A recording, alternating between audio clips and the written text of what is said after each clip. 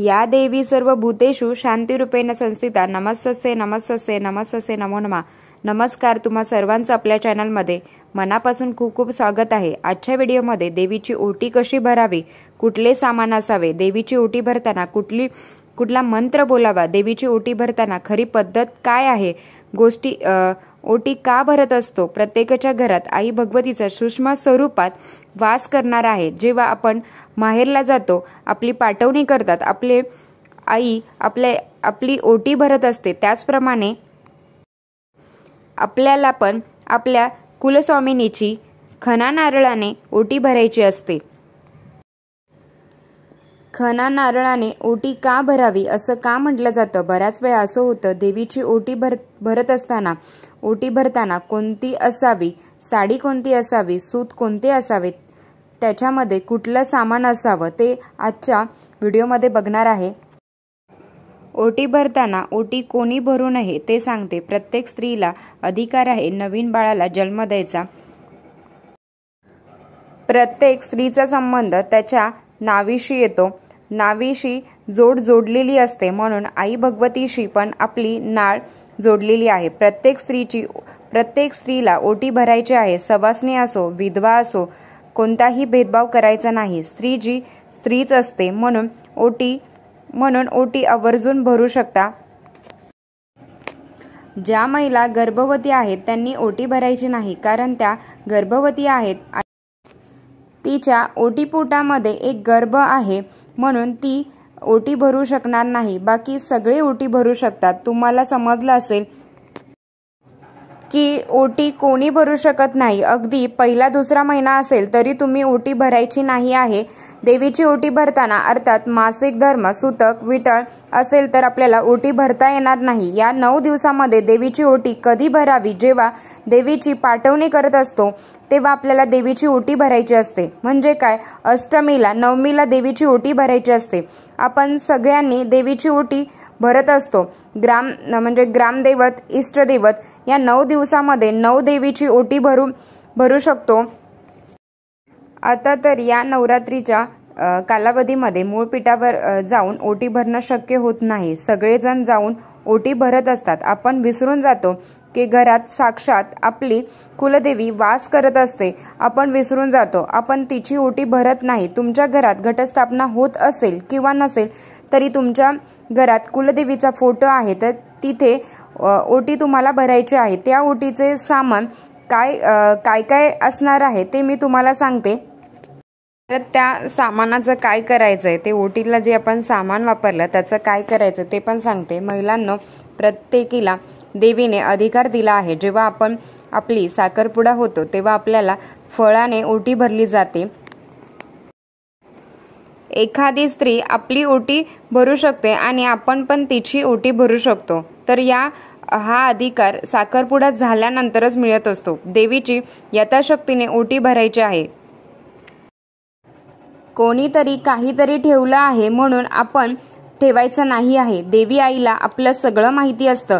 काही गोष्टी महत्त्वाच्या असतात। साडी ही काटापदराचीच असावी एवढाच नियम आहे, त्या तुम्हाला पाळायचा आहे। यथाशक्तीने सोन्याची वस्तू, चांदीची वस्तू घेऊन जसं तुम्हाला जमेल तर तुम्ही त्या ठेवू शकता। आई भगवतीच्या कृपेने तुमचं जर चांगलं असेल तर तुम्ही सोन्याची वस्तू म्हणजे एक जो मणी असतो तर ते तुम्ही ठेवू शकता, किंवा जोडवी ते पण तुम्ही ठेवू शकता।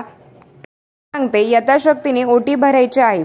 सूत म्हणजे साडीची काटापदराची साडी का वापरायची आहे, तर ती रेशमी धाग्यांमध्ये देवीकडून जे आपल्याकडे सात्विक लहरी येतात, या नवरात्रीच्या कालावधीमध्ये देवी तत्व खूप जास्त प्रमाणात जागृत झालेलं असतं।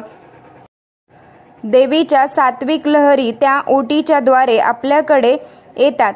त्यात जास्तीत जास्त त्या रेशमी काट्याने, जो रेशमी काट आहे त्याने सात्विक लहरी जास्त आपल्याकडे करत असतात। मग कोणी 6 वारी घेतं, कोण 9 वारी घेतं, तुम्हाला जसं शक्य होईल तसं तुम्ही घ्यायचं आहे। साडी ही काटापदराचीच असावी। खण घ्यायचा आहे, ज्याला आपण खण ही रेशीम घ्या। साधा ब्लाऊज पीस घेऊ नका। देवीची ओटी भरताना तांदूळ लागणार आहे। सर्वश्रेष्ठ समावेश आहे अखंड अक्षदा म्हणजे तांदूळ। त्याचप्रमाणे तांदूळाला पण हळदी कुंकू अर्पण करायचे आहे। देवी सात्विक लहरी मिळत असतात ते आपल्यापर्यंत आणण्याचं काम ते रेशीम करत असतं. म्हणजे आपल्यापर्यंत ठेवायचं काम ते नारळ करत असतं.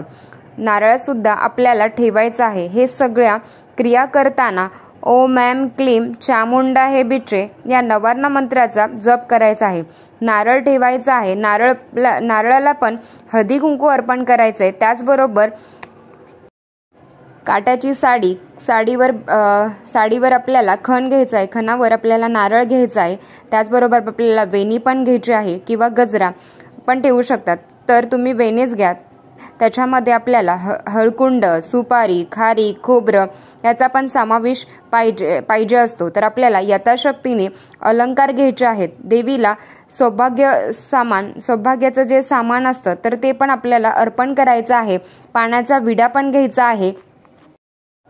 तर आपल्याला रुमाल, मंगळसूत्र, जोडवी, नथ, शृंगाराचे अलंकार, मग त्याच्यामध्ये पावडर, हळदी कुंकू, टिकली, काजळ, लिपस्टिक, पिन, परत हिरव्या बांगड्या, नेल पॉलिश, अत्तर देवीला अतिशय प्रिय आहे. ज्या गोष्टी मिळतील त्या गोष्टी घ्यायच्या आहेत.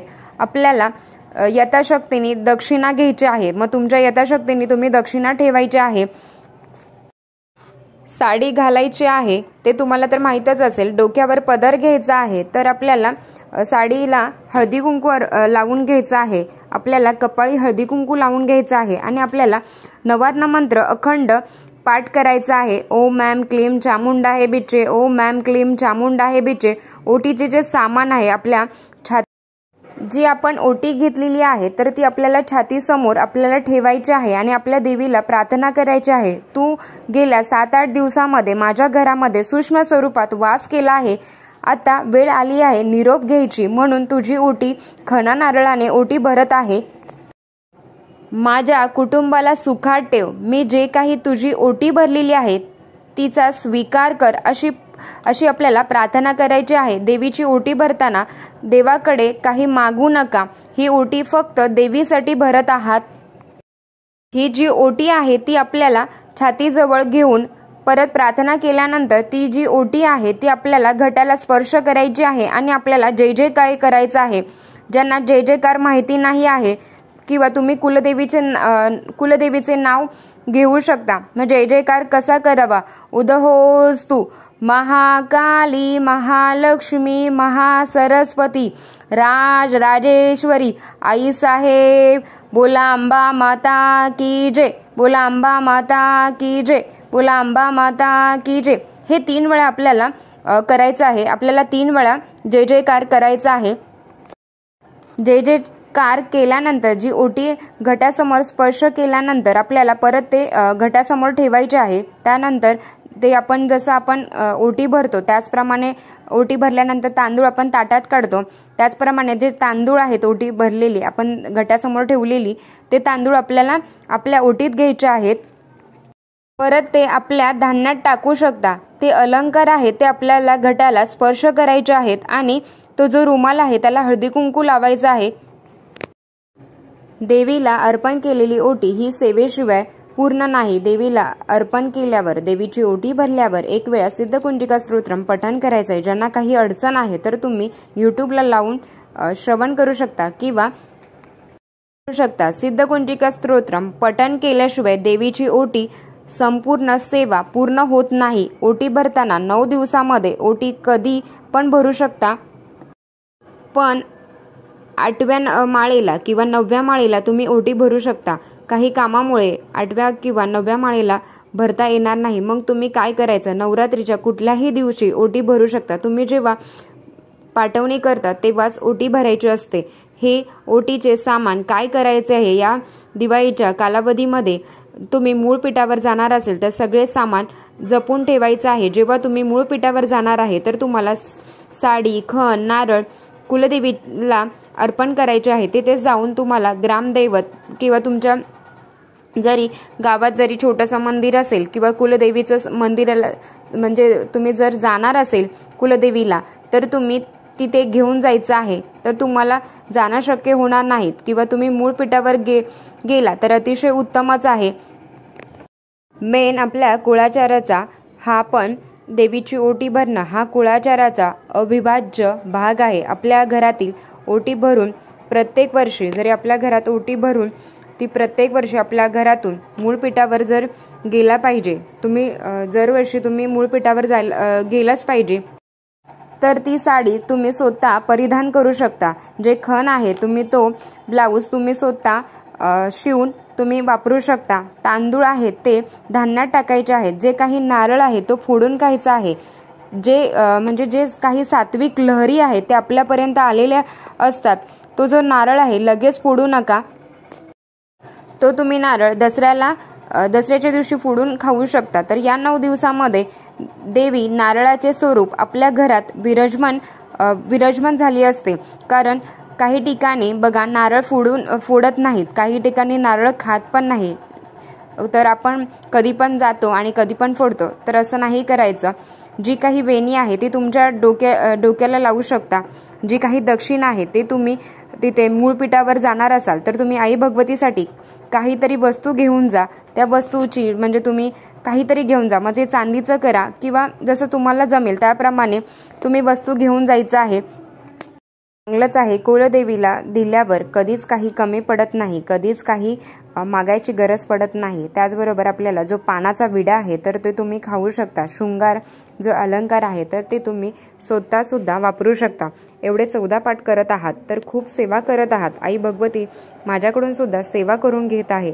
एवढी सेवा होत आहे तर मूळपीठावर जाणं शक्य होणार नाही का? तर जाणार असाल तर तुम्ही सगळे सामान घेऊन जा. आई भगवतीला ते समर्पित करा. नाही जमलं तरी स्वतः वापरू शकता. विधवा असाल तरी ओटी भरू शकता. मनात काहीच आणायचं नाही आहे. काहींकडे पहिल्याच माळेला ओटी भरली जाते. जशी तुमच्याकडे पद्धत आहे तसं तुम्ही करू शकता. पण अष्टमीला किंवा नवमीला ओटी भरायची असते. आजचा व्हिडिओ मी इथेच थांबवते. आवडला असेल तर लाईक, शेअर, सबस्क्राईब. धन्यवाद. श्री स्वामी समर्थ.